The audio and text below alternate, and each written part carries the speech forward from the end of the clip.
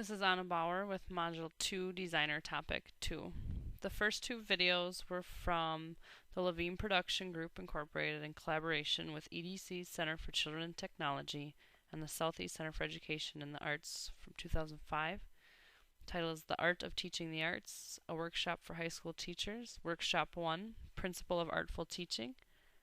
Workshop 3, Addressing the Diverse Needs of Students.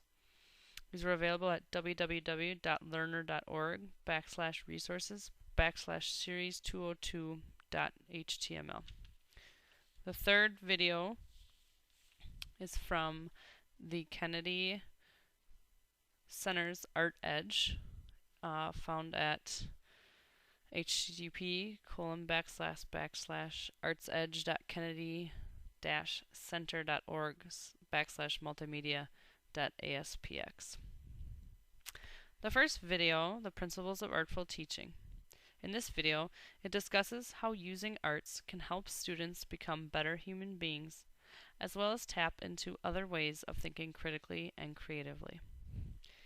In this video, there are 7 principles they discuss. Number 1, developing students as artists. Number 2, addressing diverse needs of students. Number 3, choosing instructional approaches. Number 4, creating rich learning environments. Number 5, fostering genuine communication. 6, making the most of community resources. And 7, nurturing independent thinkers. The first one, developing students as artists, is it is very important to develop students as artists to foster their creativity for themselves at the present time, as a person, and for the future, whether it be through the visual or performing arts. The second principle, addressing diverse needs of students. When we address the diverse needs of students, all can learn. It is important in not only art classrooms, but in all classrooms. We differentiate to meet the needs of the visual learner and the auditory learner, as well as the physical learner. One teacher talked about the importance of knowing the line between a hands-on approach to teaching and when to move to hands-off approach to promote creativity in the students. Number 3, choosing instructional approaches. It is important to choose instructional approaches that are productive and are a means toward the common goal of the lesson. We need to make sure the assignment or lecture or what have you is relevant. Number 4, creating rich learning environments. When we have a rich learning environment and critical thinking will take place, we need to challenge all students. Number 5, fostering genuine communication. It is important to have genuine communication with students to promote genuine learning, as well as communicating across disciplines. It is number 6, making the most of community resources. It is so important to use what you can in the community. This helps students see how real life situations and school situations can relate together, therefore allowing students to see the bigger picture. 7, nurturing independent thinkers. As teachers, we need to provide them with opportunities to be successful, not make them successful, like the teacher in the video stated. I believe all these principles apply to how a successful classroom should look.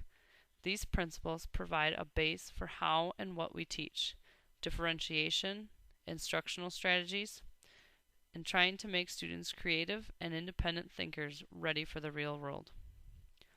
All of these ideas are relevant to what I hope to do for my project, especially in the idea of developing students as artists, as I plan to do across a interdisciplinary unit with art. The second video, The Art of Teaching the Arts, Diverse Needs of Students. This video explains the importance of tapping into all types of student skills, whether it be honor students or special education students. It is essential to recognize the diverse talents and skills of students, to respond to all the learning styles, and to acknowledge the diversity, as well as adapt instruction. There were two great examples in this video.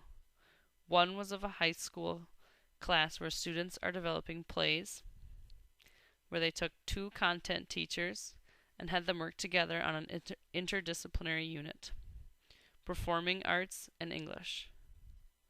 There was a student who seemed to be goofing off, and in the end created a great beginning to a play, with metaphors and foreshadowing, and it meant a lot to him.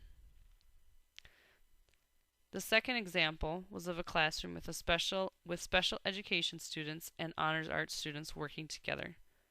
The honors students understanding how other students different from themselves think, and the special education students being in a setting where they do not feel as inadequate because they are not focusing on the writing or reading aspect of school, but on the art.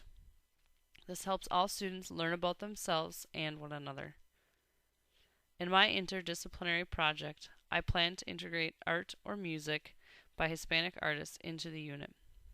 The hope is that it will not only tap into other parts of students' brain, it will bring out the best of students who learn and excel better through art. The last video I watched was from the Kennedy Center Look, Listen, and Learn series. The title of the video was Border Music Grupo Fantasma. This video shared some of the group's great and lively music, and also talked a little about where the style of music came from. The style of music, or Tejano music, comes from many cultural influences: Mexican, Native American, Anglo-Americans, as well as European influences. Hence the name of the video, Border Music. The influence of Tejano music comes from the rock, jazz, storytelling ballads, polkas, fiddles, funk, country, salsa, Colombian cumbias, and mariachi bands. This would be very useful to me in an interdisciplinary unit on Tejano music. In Spanish too, we watch the movie Selena and learn about her life and death and hardships, being a Mexican American.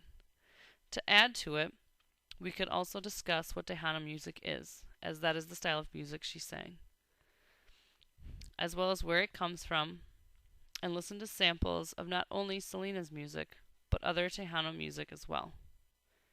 We could really dig deep as to what makes Tejano music distinct, and begin to create our own songs.